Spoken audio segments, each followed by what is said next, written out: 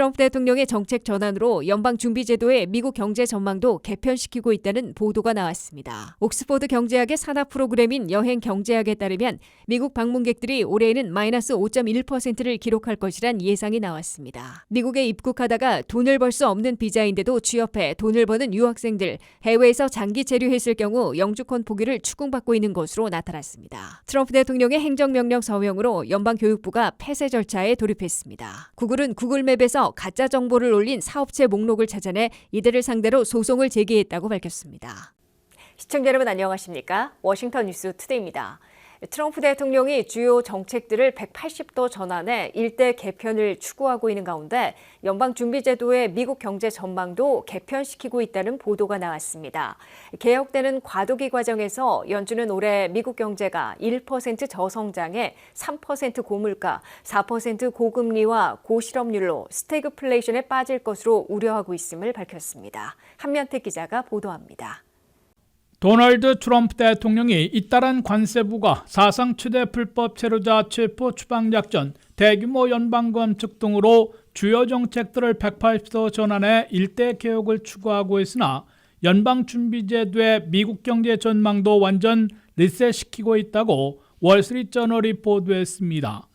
연방준비제도는 3월 회의를 마치고 발표한 향후 경제 전망치에서 2025년 미국 경제가 1% 저성장, 3% 고물가, 4%의 고금리와 고실업률에 어려움을 겪을 것으로 수정 전망했습니다. 제롬 파월 연준 의장은 트럼프 관세와 이민, 감세, 규제 완화 등 네 분야 정책의 급속한 전환 여파로 불확실성이 증가하고 있어 올해에 물가는 0.3포인트 더 오르고 경제 성장은 0.4포인트 더 냉각될 것으로 내다봤습니다. The committee decided to maintain the target range for the federal funds rate at 4.25% to 4.5%.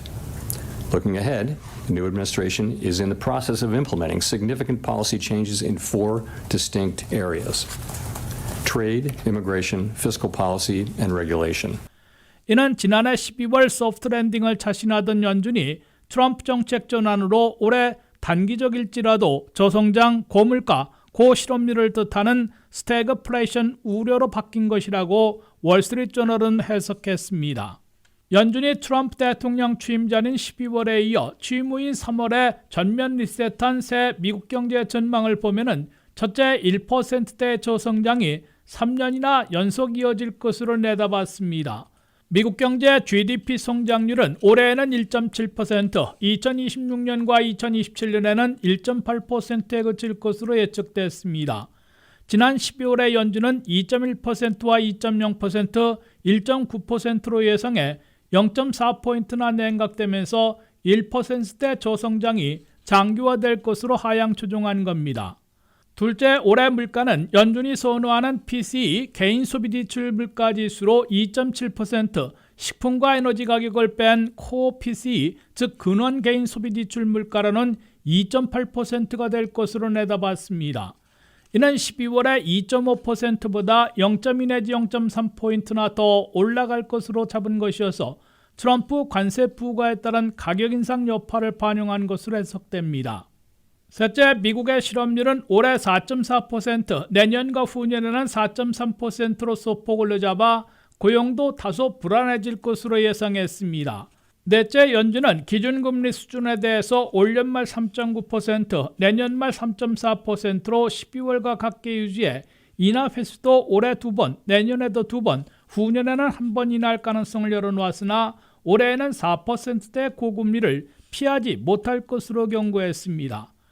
연준은 트럼프 경제정책에 따라 올 한해 1%의 초성장, 3%의 고물가, 4%의 고금리와 고실업률로 리셋했음을 보여주며 소프트 랜딩에서 하드 랜딩으로 불경기까지 추락하지는 않더라도 스태그플레이션을 겪게 될 것임을 미리 경고한 것으로 풀이됩니다.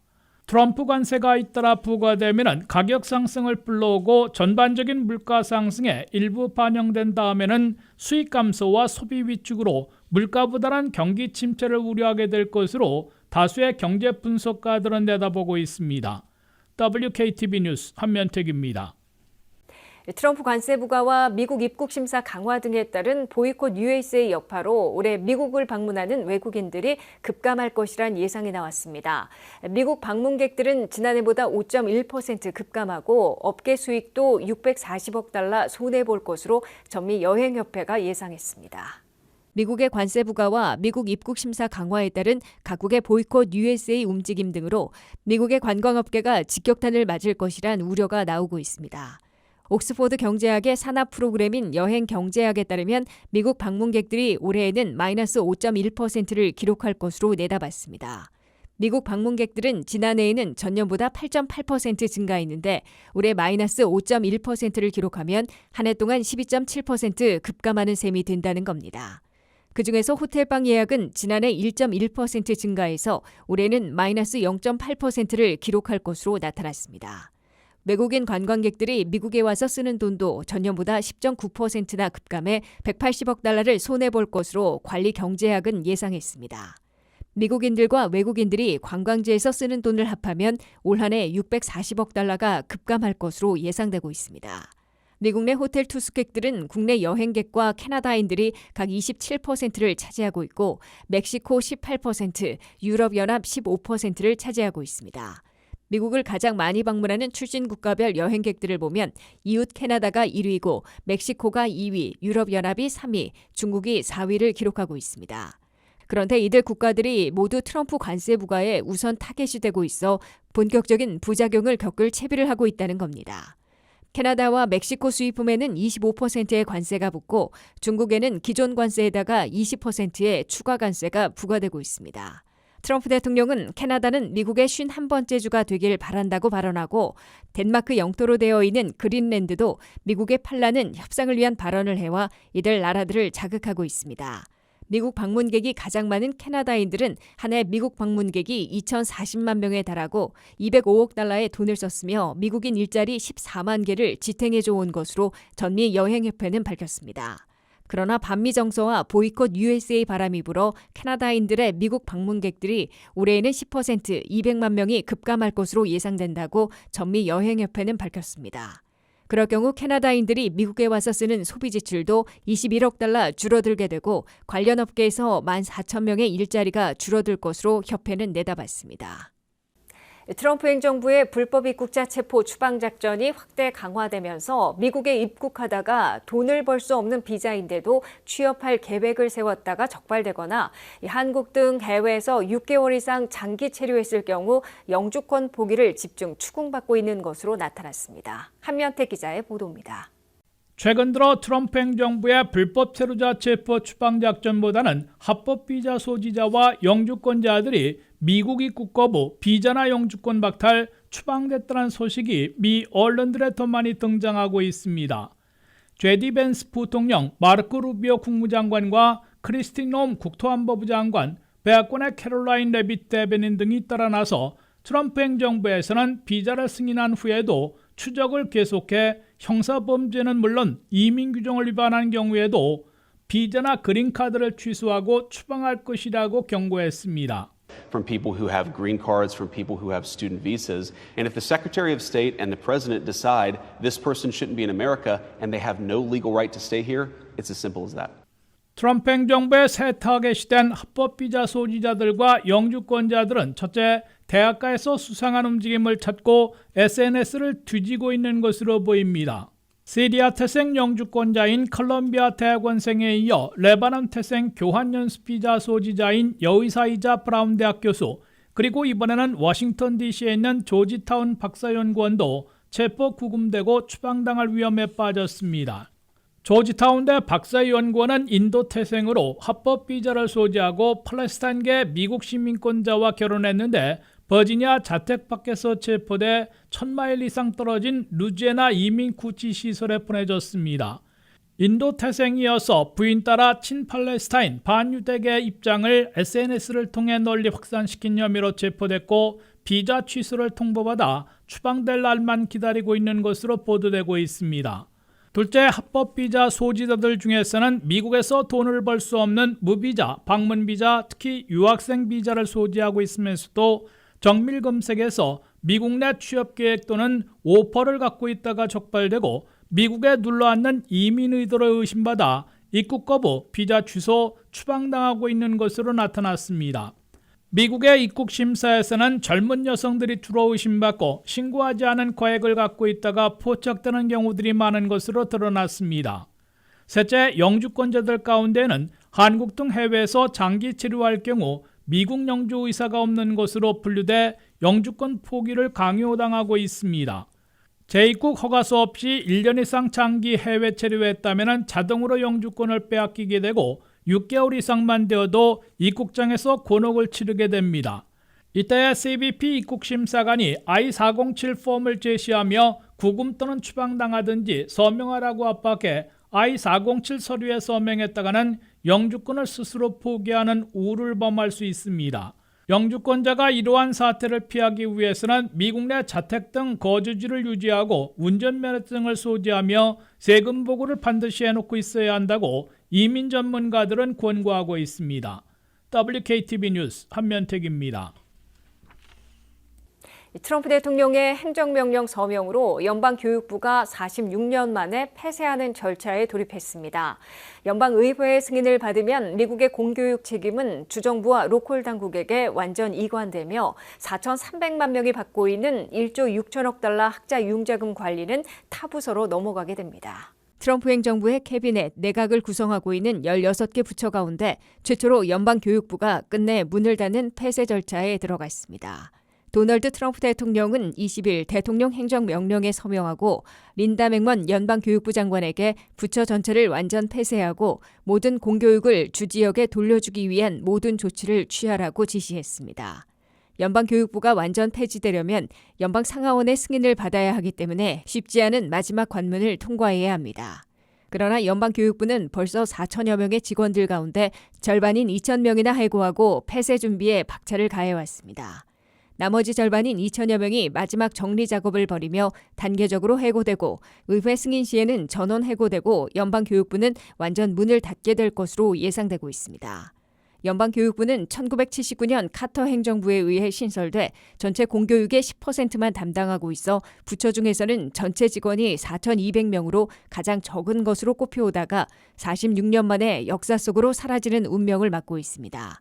린다 맥먼 연방교육부 장관은 2,000명을 해고하고 남은 2천여 명에게 이메일을 보내 공교육을 주지역으로 되돌려주려는 대통령과 그를 선택한 미국민들이 지시한 파이널 미션을 완수하자고 강조했습니다. 연방교육부가 의회 승인을 받아 완전 폐지되거나 그에 앞서 사실상 문 닫는 분위기가 이어지면서 현재 관할하고 있는 임무가 삭감되는 것은 아닌지, 삭감되지 않더라도 어디로 이관돼 어떻게 시행될지에 관심이 쏠리고 있습니다. 5천만 명의 학생들이 등록해 있는 미국 내 공립학교 유치원에서 고등학교까지의 공교육은 현재도 90%는 주정부와 로컬 당국의 예산으로 시행돼 왔기 때문에 연방교육부의 폐지에도 획기적인 변화는 없을 것으로 예상되고 있습니다. 그러나 공교육 중에서 타이틀 1으로 불리는 빈곤지역 연간 지원 예산 184억 달러와 아이디어로 이름 붙여진 장애인 특수교육 지원 예산 155억 달러가 삭감 없이 계속 지원될지 예의주시되고 있습니다. 특히 대학생들 4,300만 명이 이용하고 있는 1조 6천억 달러의 학자 융자금을 앞으로 어디서 관리하고 방식이나 지원 규모에 변화가 없을지에 촉각을 곤두세우게 만들고 있습니다. 무상 학비 보조인 펠그란트를 받고 있는 전체 대학생들의 3분의 1과 학자 융자금을 이용하고 있는 28%의 대학생들은 앞으로도 펩사를 통해 신청서를 접수하고 지원액을 통보받으며 대학별로 관리받게 될 것으로 예상되고 있습니다. 연방교육부 폐지가 의회 승인을 받기 전에는 계속 시행하고 폐지된 후에는 학자 융자금 관리 책임은 연방재무부나 상무부 또는 중소기업청 가운데 한 곳에서 맡게 될 것으로 알려져 있습니다. 졸업 후에 매달 상환할 때에는 연방정부로부터 위탁받은 서비스 회사들이 앞으로도 관리하게 될 것으로 예상되고 있습니다. 무상학비 보조인 펠그란트나 학자 융자금 규모를 줄이지는 않을 것으로 약속하고 있으나 전임 행정부에서 갖가지 프로그램을 통해 수천억 달러를 탕감해준 학자 융자금 탕감은 트럼프 행정부에선 없어질 것으로 예고되고 있습니다. 구글은 최근 구글맵에서 수천 개의 허위 정보를 올린 사업체 목록을 찾아내 이들을 상대로 소송을 제기했다고 밝혔습니다. 이들 허위 업체들은 구글맵을 통해 가짜 비즈니스 프로필을 만들어 제품이나 서비스를 판매해왔는데 소송을 제기한 구글은 이런 사기 활동에 대해 엄격한 대응을 예고해왔습니다. 홍의진 기자의 보도입니다.